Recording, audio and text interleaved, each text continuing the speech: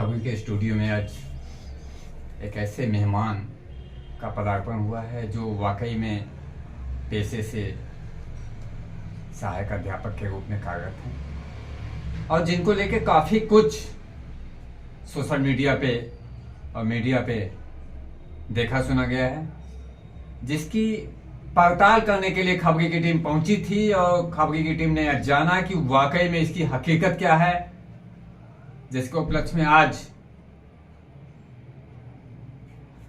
Mart साहब हमारे studio में मौजूद हैं। हमारे साथ मौजूद हैं त्रिनाथ पांडे जी। सबसे पहले मैं सब आपका नाम और परिचय जानना चाहूंगा कि आपका क्या नाम है और कहाँ पे आप कार्यरत हैं वर्तमान समय में। जी, आपको प्रणाम और सभी को नमस्कार। मैं कन्हैयालाल गुप्ता सहायक अध्यापक हूँ कंपोजिट विद्यालय बरामा साहबगंज विकासखंड साहबगंज जिला चंदौली में। अभी मैं पिछले 5 साल से वहाँ पे कार्यरत हूँ।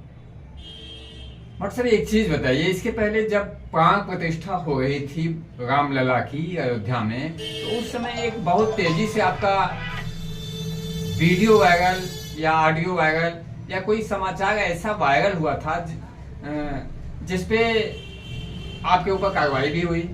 तो किस प्रकार से यह समाचार वायरल किया गया था, उसमें क्या तथ्य था और वास्तविकता क्या थी, जिसका मैं जानना चाहूंगा। हम अपने ऑडियंस को बताना चाहेंगे कि वाकई में वास्तविकता क्या थी और किस तरीके से वायरल कर दिया गया और तथाकथित लोगों ने क्या उसमें देखा कि वायरल कर दिया। दरअसल मेरी जानकारी में नहीं था, मेरे मोबाइल से एक मैसेज फॉरवर्ड हुआ था। तो मेरे एक मित्र ने मुझे सूचित किया कि आपके मोबाइल से कोई पोस्ट आ गया है ग्रुप में, आप उसको देख लीजिए। मैं देखा तो मुझे लगा कि इस पोस्ट से कुछ दिक्कत हो सकती है, लोगों की भावनाएं आहत हो सकती हैं, तो मैंने उसे डिलीट कर दिया। और फिर मैंने उसमें लिखा कि भाई मेरे मोबाइल से गया है, यदि किसी की भावनाएं किसी प्रकार से आहत हो गई हों तो मैं क्षमा प्रार्थी हूँ। लेकिन मेरे गाँव के ही व्यक्ति हैं जो मुझसे काफ़ी रंजिश रखते हैं, और तो उन्होंने उसका स्क्रीनशॉट ले करके ट्विटर पे जो एक्स के रूप में आज है उस पर डाल करके पूरे देश में वायरल कर दिया।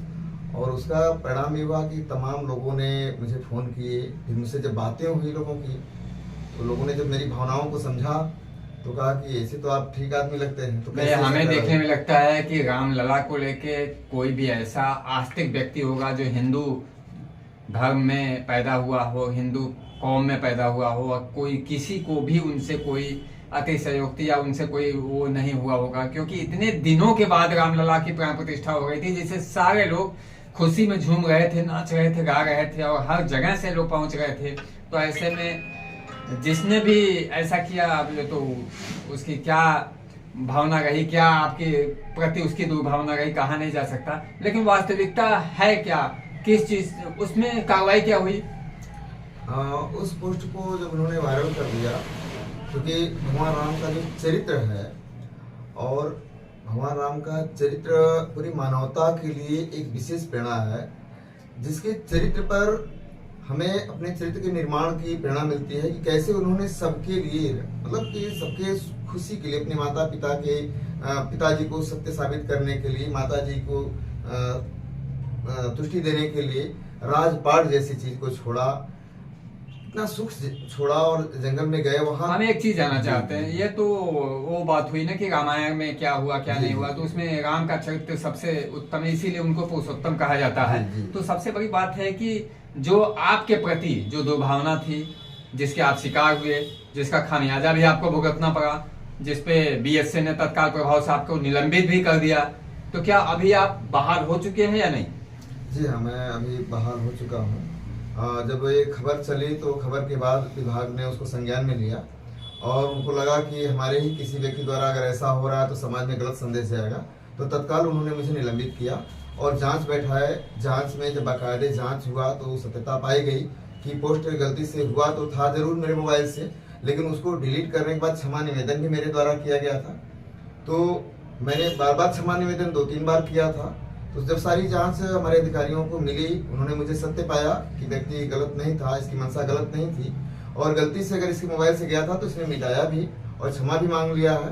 तो जब मेरी सच्चाई लोगों को ज्ञात हुई तो फिर से मुझे जो है कि बहाल कर दिया गया। बड़ी अच्छी बात है कि जब कहा भी जाता है कि सुबह का भूला शाम को घर अगर आ जाए तो उसकी गलती नहीं मानी जाती है, वो सही माना जाता है। और सबसे बड़ा चीज है, देखिए आशय का असर होता है। हमारा आशय क्या था, हमारा सेंस क्या था, उसको हम जब प्रकाशित किए, जब हम आगे बढ़ाए, तो हमारा आशय था उसको अच्छे तबके से देखने के लिए, न कि बुरे तबके से देखने के लिए आपका आशय रहा। और जब आपको यह समझ में आया कि नहीं, इसका आशय बुरा होने जा रहा है, तो आपने तुरंत क्षमा मांग ली, क्षमा प्रार्थना कर ली, वो भी एक बार नहीं, दो तीन तीन बार मांग ली। यह काफी अच्छा रहा। अभी आपके यहाँ का एक मैंने और भी वीडियो देखा था, अगर वो वीडियो शायद हमारे मोबाइल में कहीं पड़ा होगा, कि कुछ बच्चों ने डीएम साहब से निवेदन किया था कि नहीं, हाँ हमारे सर जी चले गए हैं, तब से यहाँ पे कुछ भी नहीं हो पा रहा है। हम लोगों को काफी अच्छा तवज्जो देते थे, प्रमोट करते थे, प्रोटेक्शन हमको देते थे। क्या ये बात सही है? जी, मुझे भी मालूम हुआ, वो वीडियो मेरे यहाँ भी आई, तो मैंने देखा, मैं बड़ा भावुक हुआ कि मेरे बच्चे मुझसे इतना प्यार करते हैं, इतना स्नेह करते हैं, और मुझे अपने पिता समान मानते हैं। उन्होंने ये तक बोल दिया था उसमें कि सर के जाने के बाद हम लोग अनाथ महसूस कर रहे हैं। ये बात मुझे मर्माहत कर गई कि मेरे बच्चे मतलब इतना मुझसे लगाव रखते हैं कि उनको ये लग रहा है कि सर नहीं आएंगे तो, जबकि मेरे विद्यालय के सभी टीचर बहुत अच्छा पढ़ाते हैं, लेकिन फिर भी बच्चे मेरे बगैर जो है कि ऐसा महसूस किए, तो मैं बहुत ही उससे जो है कि अंदर ही अंदर मुझे खुशी हुई कि मेरा शिक्षक। आप हमारे स्टूडियो में आए, इसके लिए आपको बहुत बहुत धन्यवाद। और यह संदेश देना चाहिए कि नहीं, हाँ किसी भी चीज को पढ़ने के बाद उसकी तहकीकात जरूरी है कि वास्तव में उसकी सत्यता है क्या। बहुत बहुत धन्यवाद डॉक्टर साहब, आप हमारे स्टूडियो में। मैं केसी श्रीवास्तव, एडिटर इन चीफ, खबरी न्यूज।